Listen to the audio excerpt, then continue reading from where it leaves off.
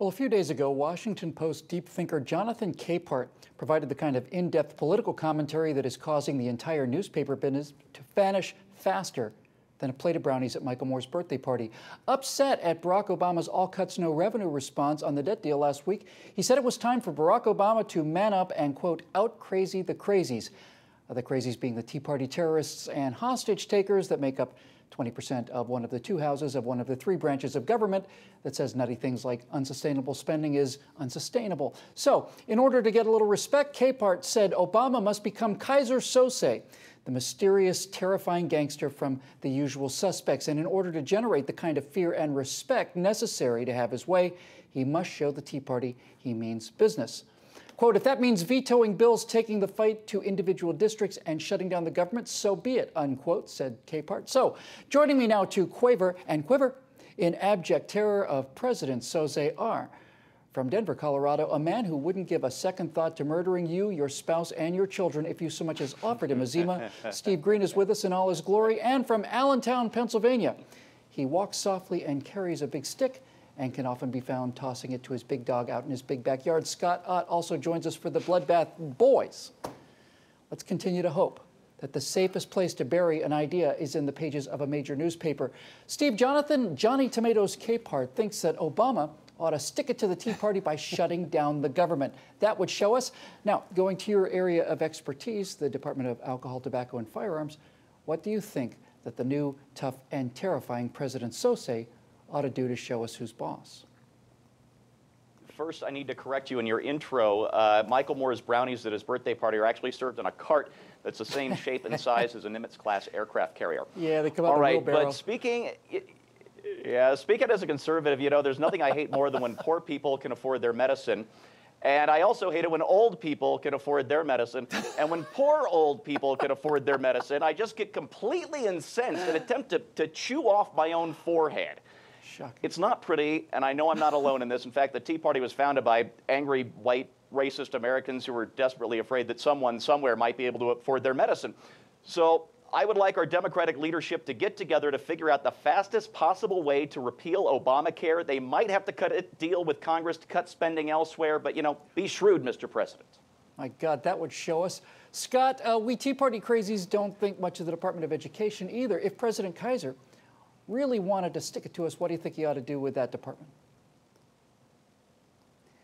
Well, I think that the problem with education, of course, is that we here at the local level, here in my own little school district, for example, we can't tell whether the children are progressing or not. We don't know whether our kids are actually learning. And if it weren't for the federal government telling us exactly what they need to do so that they know, for example, algebra, I'm not sure how we could determine if a child knew algebra. So if you really want to stick it to us at the local level, why don't you stop at the federal level telling us what achievement means? Why don't you stop actually sending money when we meet benchmarks? We would be so confused. I mean, who knows what would happen? We would all just homeschool or something.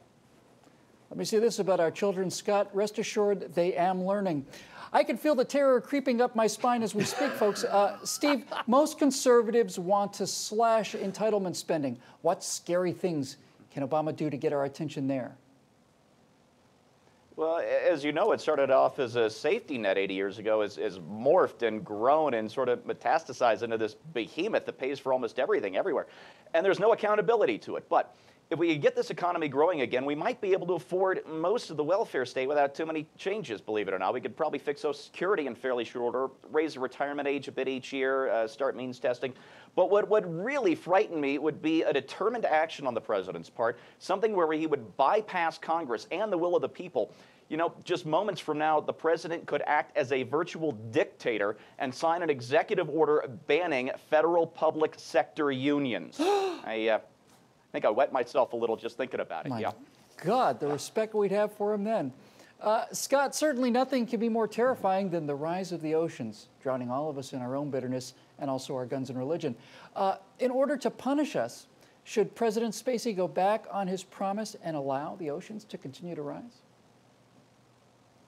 Well, yes, and on top of that, in addition to allowing the oceans to continue to rise, which stopped, I think, it was January 20th, 2009, I think, is when the oceans stopped their rise. That's right. But if if he would actually say that there was going to be a flyby and a sail-by of the Air Force and the Navy in full regalia with aircraft carriers and destroyers and jets and everything right down on the coastline, the east coast of the United States, then all of us knuckle-dragging so-called red-blooded patriots would all rush to the coast just in time to be met by the onrushing ocean as it would overwhelm us and sweep us out. My God, that's diabolical. Okay, boys, it's time for the freeform lightning round. Steve, taking Capart's terrifying advice, what do you think the one thing Obama should do to out-crazy us crazies? Resign. Sold. Sold. My God, we'd be terrorized. Please don't do that, Mr. President. We don't know what we'd do. We'd probably have to go home if you resigned. Steve Green hosts The Hair of the Dog, The Weekend Blogs, and many other fine programs right here at PJTV. Scotty, same question for you. Aside from shutting down the government, what other awful things can this president do to strike fear into the black and bitter Tea Party heart? Well, I'm almost hesitant to say this because I'm afraid somebody in the White House will actually be watching. I know they monitor this channel as they monitor all channels. But if the president actually showed up at Tea Party rallies and gave speeches, I think the entire movement would just come to a screeching halt. It would be done. Nobody would come to these meetings anymore. However, if he really wants to go nuts, I think he should give a speech on TV every day all the way up to the day before Election Day 2012. That sounds like a really good idea. I think so, too. I think the best chance for him to be reelected is to give us a speech every evening telling us about how awesome he is. Scott Ott is preparing a new series here at PJTV that will not only make you think, it'll also make you feel all warm and fuzzy inside as well. So watch for it right here at PJTV. Now, The Usual Suspects is one of the great mystery thrillers ever made. It's got one of the greatest twist endings ever, and I'm trying not to spoil that any worse than I already have. But let me just say this. Keyser Soze was such a terrifying figure because he was a power-hungry, narcissistic sociopath who had the will to murder his own family and whose mystery and power came from the fact that you never, ever saw his face or heard his voice. Now, Barack Obama, on the other hand, is simply a power-hungry, narcissistic sociopath.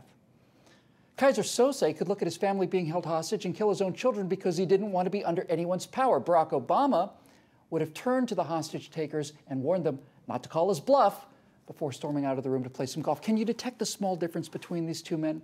Put aside the fact that a Washington Post columnist wants the president to deal with lawful and constitutional opposition in the manner of one of the greatest bloodthirsty villains of modern times. That's a given for the left. Barack Obama is not Keyser Soze. Barack Obama is verbal Kint. Weak, indecisive, a muttering whiner who talks big and who takes no one seriously. No one takes him seriously. You almost always end up with the reputation you deserve, and President Verbal has certainly owned his, as has the Washington Post for that matter. For the entire Trifecta team, I'm Bill Woodall.